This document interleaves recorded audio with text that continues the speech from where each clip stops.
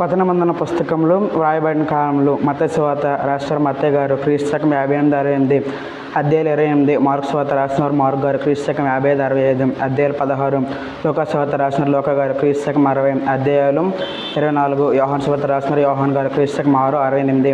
అధ్యాయాలు 21, అపొస్తలుల కార్యములు రాసిన లూకా గారు క్రీస్తు శకం 62-100 అధ్యాయాలు 28, రామపత్రిక రాసిన పౌలు గారు క్రీస్తు శకం 57-58 అధ్యాయాలు 16, మొదటి కొరింథీ రాసిన పౌలు గారు క్రీస్తు శకం 57 అధ్యాయాలు 16, రెండో కొరింథీ రాసిన పౌలు గారు క్రీస్తు శకం 59 అధ్యాయాలు 13, గలతీయులకు రాసిన పౌలు గారు క్రీస్తు శకం 58 అధ్యాయాలు 6, ఎఫెసీయులకు రాసిన పౌలు గారు క్రీస్తు శకం 60-62 అధ్యాయాలు 6, ఫిలిప్పీయులకు రాసిన పౌలు గారు క్రీస్తు శకం 62-64 అధ్యాయాలు 4, కొలస్సీయులకు రాసిన పౌలు గారు క్రీస్తు శకం 61-62 అధ్యాయాలు 4, మొదటి దశలోనికు రాసిన పౌలు గారు క్రీస్తు శకం 51 అధ్యాయాలు 5, రెండో దశలోనికి రాసిన పౌలు గారు క్రీస్తు శకం 52-54 అధ్యాయాలు 3, తీతుకు మొదటి తిమోతి రాసిన పౌలు గారు క్రీస్తు శకం 62-64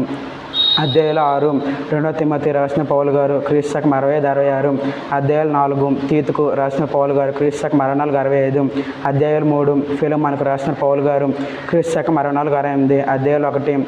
హెబ్రీయులకు రాసిన పౌలు గారు క్రీస్తు శకం 64-68 అధ్యాయాలు 13, యాకోబు రాసిన యేసుతమ్ముడైన యాకోబు క్రీస్తు శకం 46-49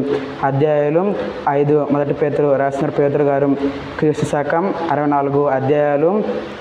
5, రెండో పేతురు రాసిన వారు పేతురు గారు క్రీస్తు శకం 66-67 అధ్యాయాలు 3, మొదటి యోహాను రాసిన వారు యోహాను గారు క్రీస్తు శకం 90 అధ్యాయాలు 5, రెండో యోహాను రాసిన వారు యోహాను గారు క్రీస్తు శకం 90-95 అధ్యాయాలు 1, మూడో యోహాను రాసిన వారు యోహాను గారు క్రీస్తు శకం 90-95 అధ్యాయాలు 1, యోధా రాసిన వారు యేసు తమ్ముడైన యోధా క్రీస్తు శకం 66-80 అధ్యాయాలు 1, ప్రకటన గ్రంథము రాసిన వారు యోహాను గారు క్రీస్తు శకం 96 అధ్యాయాలు 22. అందరికీ వందనములు.